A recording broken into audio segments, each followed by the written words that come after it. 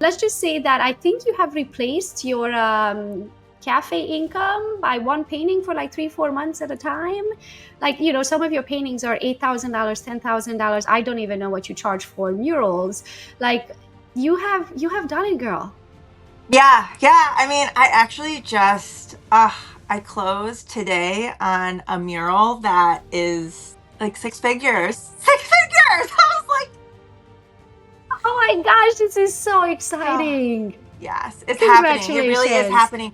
And you know what? My father, he is a business person and he has really, I mean, it's gotten to the point that I'm like scared to ask for these certain prices. And my dad is like, you deserve it. You deserve it. Walk in that fully. So now I'm learning to be uncomfortable, to envision it. If you can envision it, it's attainable. But in that vision, it's like almost uncomfortable to envision it that big. And when you just don't be a chicken.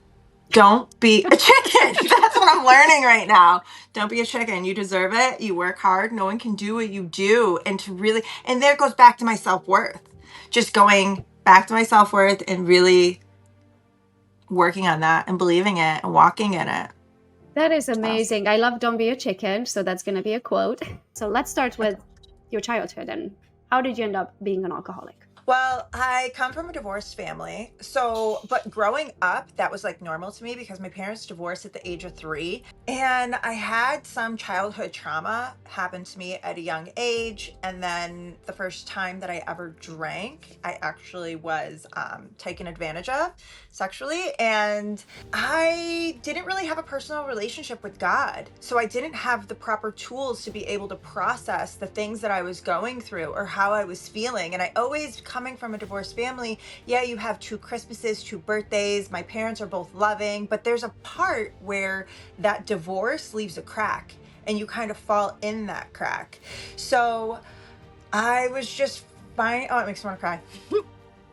It was just really hard at a young age to process all of this. And then once I found God and got a grasp on Him. So wait, hold on, let's go backwards.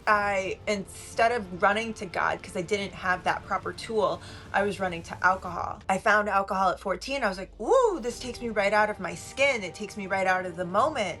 And so I was chasing it, and it was becoming very destructive. But I didn't know how else to get outside of my skin or how to deal with these emotions. And when I did finally meet God, it was like, wow, this is what I was searching for the whole time, but I had no idea. Welcome to Gogopreneur, where Gogo Bethke, your host, interviews badass rock star entrepreneurs of the world, figuring out who they are, how they got to where they're at, and the lessons they learned along the way so you can learn those lessons and turn it into money.